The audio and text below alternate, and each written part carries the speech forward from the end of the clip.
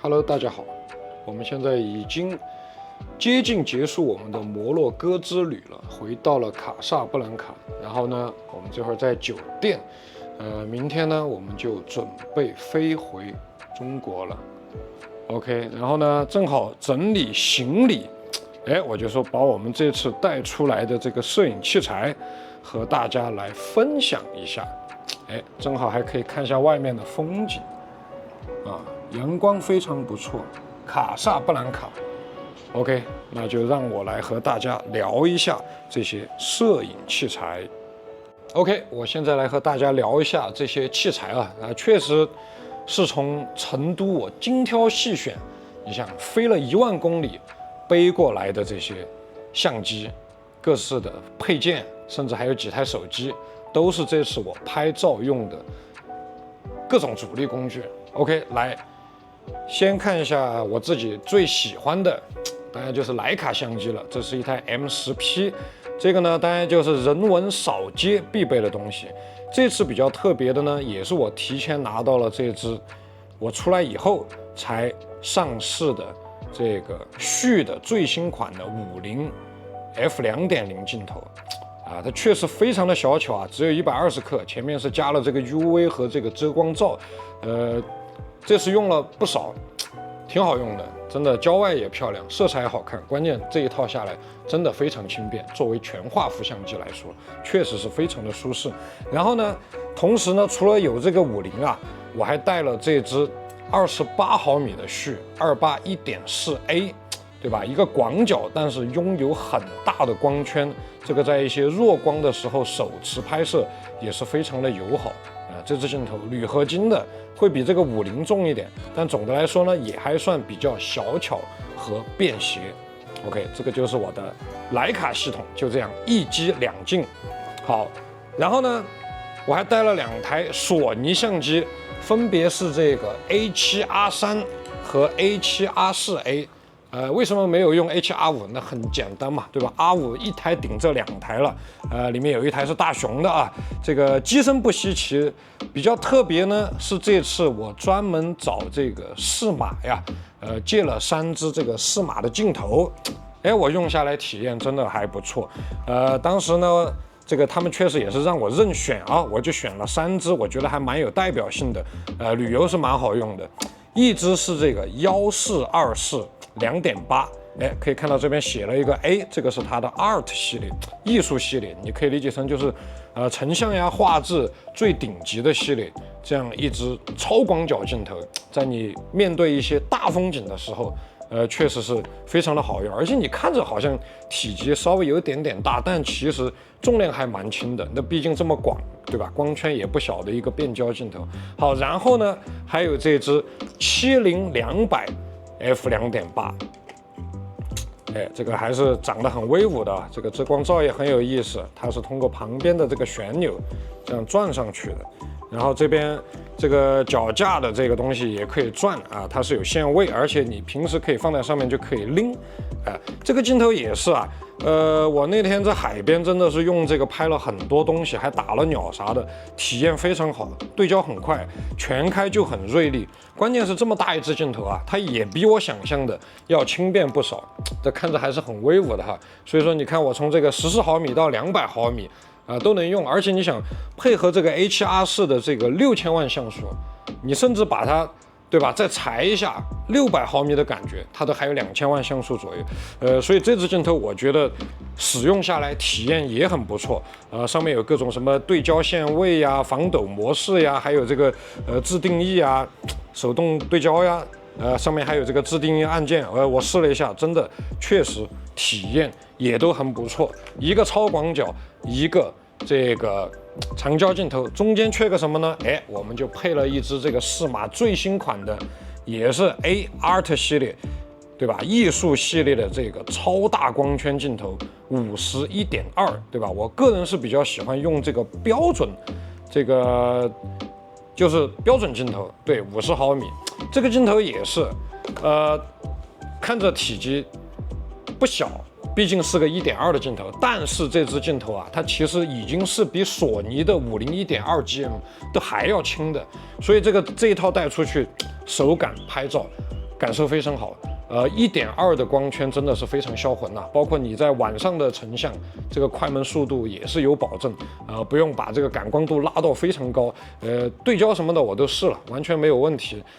体积真的算还 OK， 那比什么佳能呀、尼康的51.2那就真的是轻便太多了。所以这个呢，就算是我和大雄的一个干活机器，对吧？主力机器2机3镜的这么一套系统，跟基友带同样的这个卡可的机器，就是好处大家可以共用这些镜头，对吧？比如我用广角，大雄就用长焦，他用标头，我就来玩长焦。OK， 好，然后呢，除了数码相机部分，我还带了一个这个富士的 GF670中画幅的胶片机。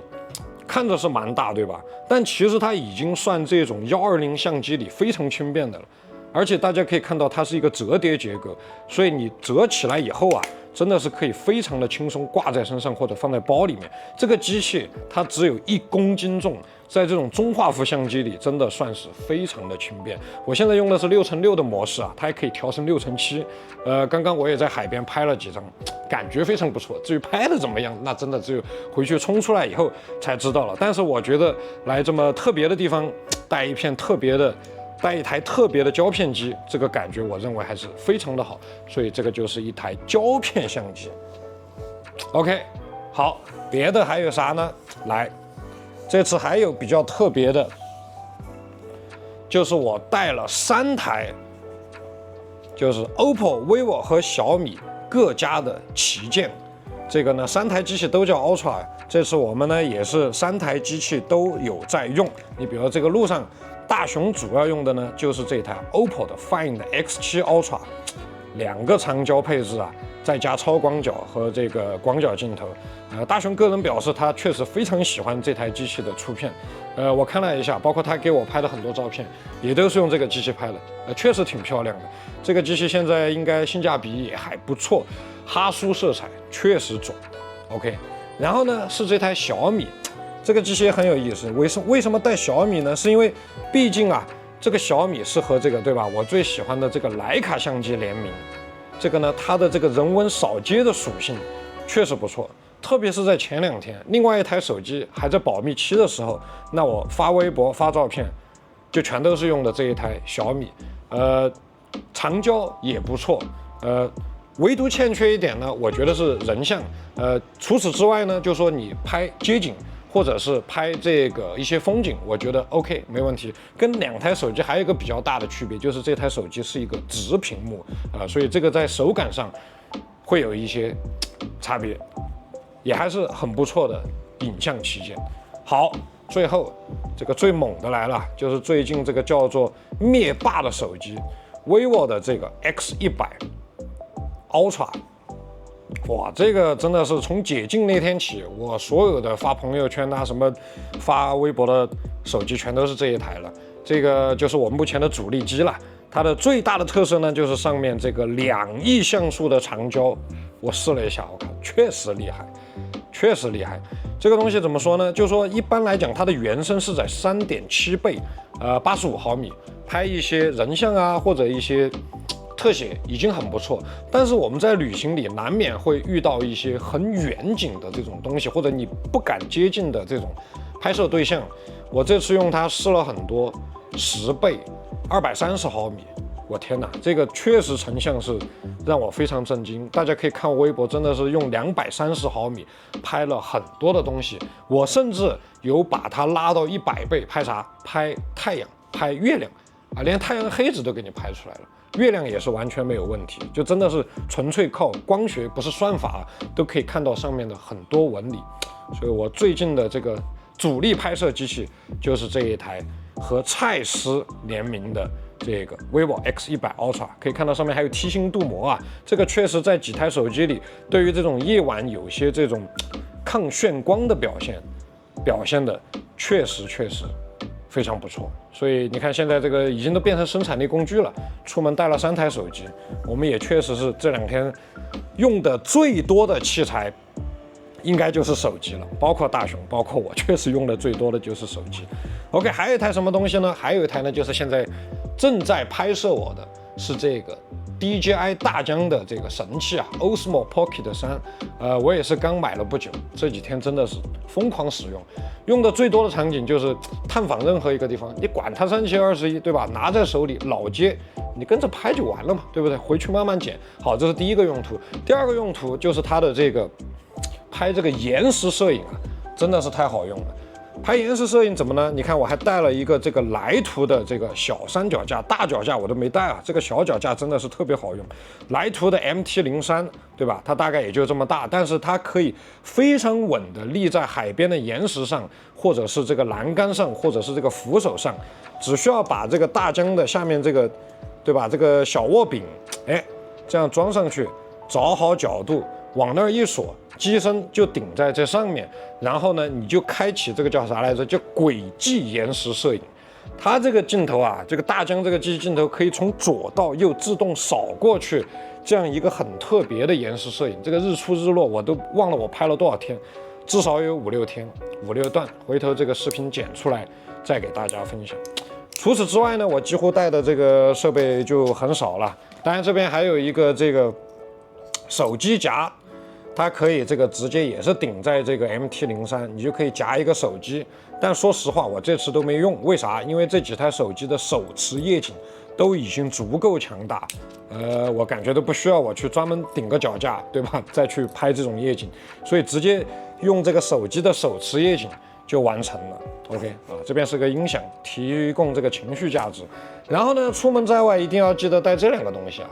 一个就真的是很简单的这种，类似这种麂皮材质的这个眼镜布，对吧？它除了这个随时擦一擦你的眼镜，你的镜头脏了，对吧？有一些这个很明显的，因为我的镜头基本上都是带了这个 UV 滤镜，所以你直接拿它去擦 UV 完全没有任何问题，也不用担心这个影响这个叫啥来着？影响这个玻璃。OK， 这边还有一个 Smog 的一个自拍器。这个东西呢，其实是我们平时在这个工作室，有些时候这个你按一下它就开始拍照，或者是按一下它就开始这个拍视频。我出门呢还是把它带着，有些时候如果说你想遥控那个相机当一个无线的快门线去使用。OK， 器材基本上就是这些了。然后呢，我们这次带了3个摄影包。像我自己带的呢，就是这个 Profoto 的原厂的这个，对吧？这个其实是买这个 Profoto 很昂贵的闪光灯，应该是 B10系列双灯套装，它才会送这样一个背包。很简洁，但是我个人是非常的喜欢。然后我在这里面呢，还塞了一台笔记本。这路上不是在沙漠都还剪了一个片子吗？就用这个，对吧？联想的小新14寸的 Pro，也还行，Windows 系统。大雄呢是带了一台这个苹果电脑。OK， 这个包是我背的，我估计应该是20升左右，这个尺寸我觉得是很 OK， 旁边装水杯、装脚架什么都可以啊。我是自己是比较喜欢这种可以整个背面全开的设计。可以看到里面全是格子，我就可以随心所欲的装我的各种东西。然后呢，侧面也有一些它的这个附件包，所以我装一些小的配件啊，什么东西也都完全没有问题啊。里面都还有我一个 Data Color 这个德塔颜色色彩管家的名片，都已经不知道多少年了。这个包我是很喜欢，但是这个包你要单独买应该还挺贵的，反正一般都是跟这个闪光灯一起走。OK， 这个是我背的包。大雄背的什么包呢？也是我们最近军火库有上架，之前有给大家讲过的这个黑窑系列微高的这个包。这个大雄背了一路，应该是这个感觉还是很不错。这个各种很炫酷的这种磁吸开盖，你看大雄这里面塞了各式各样各种东西，上面呢放杂物，下面呢就放相机，还是蛮能装的这样一个包，背负也还不错，非常的结实。黑窑系列这个应该是20升，还有一个更大的25升的版本，所以这个就是我们主力干活的东西。那么实际上呢，我也不是每一天都背这个双肩包，我还带了一个之前在京都买的，号称京都 LV 的这个伊泽信三郎信三郎的帆布包。这个包包呢，我来的时候是把它塞在行李箱，然后到了这边以后呢，每天就随身跟我走。里面呢，我怎么放的啊？给你们演示一下。我一般呢是放一个徕卡的一机一镜在这边，然后呢，Osmo 在这边，脚架呢我就把它塞到旁边。好，这旁边还可以塞一个这个，你看这个是 Osmo Pocket 3的壳子，哎，刚好塞进去，就这样一套，开开心心。里面还可以放下各种什么护照呀、口香糖啊、小配件呀，反正就两边也能塞，中间也能塞，很轻便的一个小包包。所以我每天就这个东西，不管是我出门遛弯还是干嘛，就是这样的一个小包。所以我一般建议大家，其实出门呢不一定全程都背这种很大的双肩包，如果你能带一个小包包的话，真的是非常方便。而且这个包你别看小，是真能装。除了我能装徕卡一机一镜，我今天装的是啥？我今天装的是 GF670。所以这台中画幅真的是轻便，直接塞到旁边都还有空间，你再装别的，你再装几个胶卷都没问题。就这样，开开心心就出门干活了，怎么拍怎么有，斜挎在身上也非常的舒适。一则信三郎啊，这个大家只能找代购或者自己去这个京都去买，非常好的东西。OK， 今天的这个器材分享呢，暂时呢就和大家分享到这边。很多精彩的样片，等我们回国再来和大家慢慢分享。这些所有的器材都有在发。OK， 那我们今天先这样，我们回国见，拜拜。